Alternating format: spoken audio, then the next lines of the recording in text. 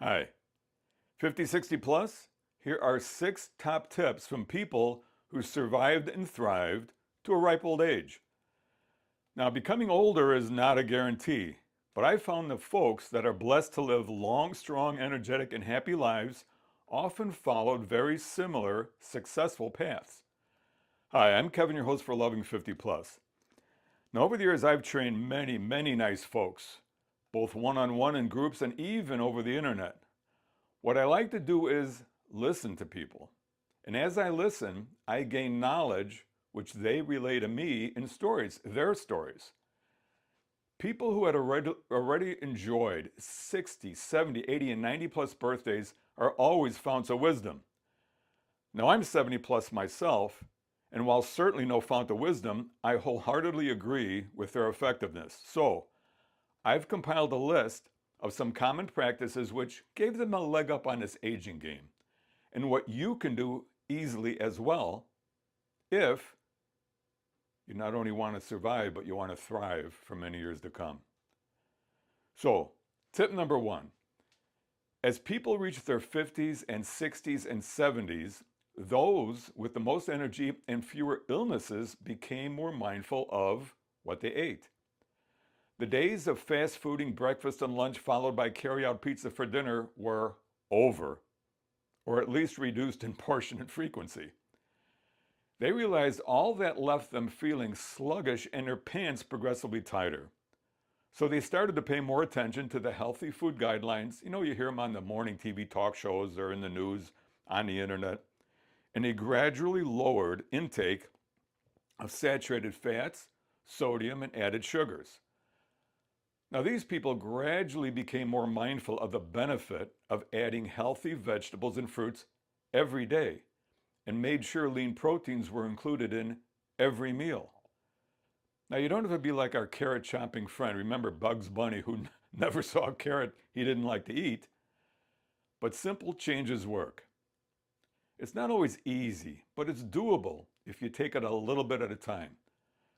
Now, I myself had a very tough time. You know, when I was doing serious powerlifting to fuel that effort, I ate at least 2 pounds of red meat, including, now don't make a face, ground liver, in addition to 12 eggs, 3 cans of tuna, gallons of whole milk, 4 to 6 potatoes, white rice, and lots of other goodies every day.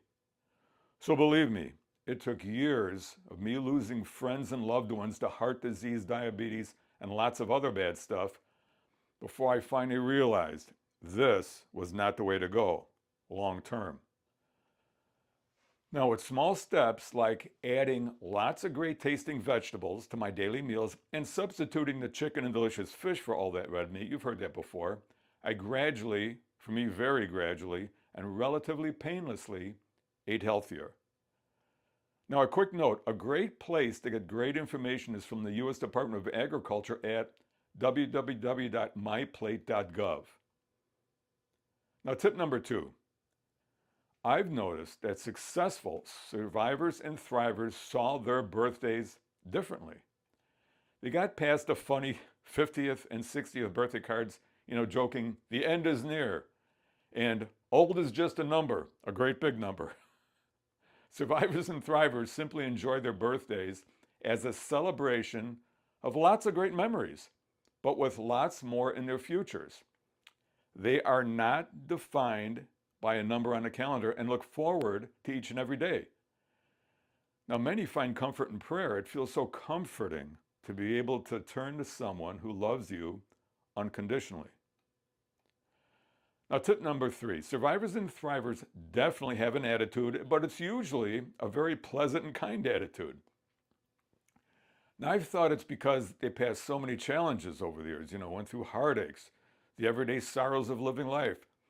The toughest challenges are often losing loved ones. But survivors and thrivers have decided that their lives have also given them so much joy, and they realize the kindness they show is often returned to them many times over. Well, you'll run across a grumpy old guy or crabby old gal every so often. But I'd bet there are fewer of them percentage-wise in the general population than in some of what we can call the letter generations. Where do you have X, Y, and Z of various birth dates?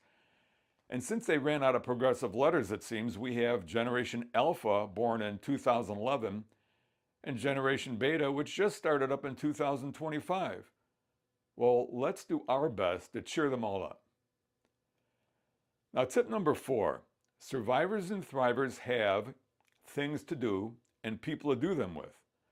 Sure, you may find them sitting on a couch at the end of the night watching the History Channel, Animal Planet, Blue Bloods, or even Carol Burnett and Andy and Barney on some nights.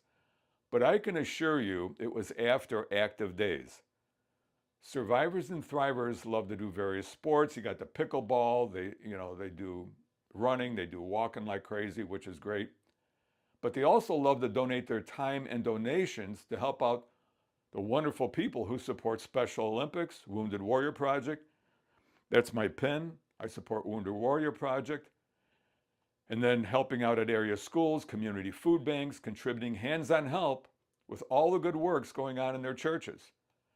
The survivors and thrivers I know feel privileged to be able to serve others. Now here's tip number 5. Survivors and thrivers have very close relationships with their doctors. They make regular visits for checkups to their MDs for blood pressure tests, breast exams, pelvic exams, bone density test, prostate screening, colorectal screening, vaccinations, and lots of other very important stuff. Now you should be able to figure out by now who gets what. But survivors and thrivers also know it's important to have regular visits with their dentist. I found it's much more important than just cleaning up the old pearly whites. I read an article a while ago in the esteemed Journal of Post-Acute and Long-Term Medicine that really surprised me. It described a meta-analysis, in which we know is a comprehensive study of various other studies that look at similar research. That study found that people with tooth loss seem to have a higher risk of cognitive impairment. Make an appointment with your dentist now. And obviously we know it, you got to make time for your eye doctor. Regular visits can help relieve dry eyes, watery eyes, and tell you when you would benefit from cataract surgery to clear up those cloudy lenses. But once again, it's extremely important for regular evaluations to check for glaucoma, a leading cause of blindness, and age-related macular degeneration. Now, as always, we've said it many times, early detection of any health issues that can affect us as we add birthdays can greatly, underline greatly, help reduce your risks of serious outcomes.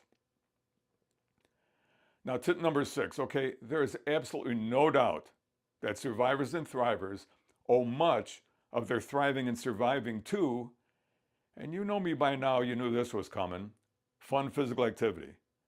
They walk, they love to dance. You look around at the next wedding.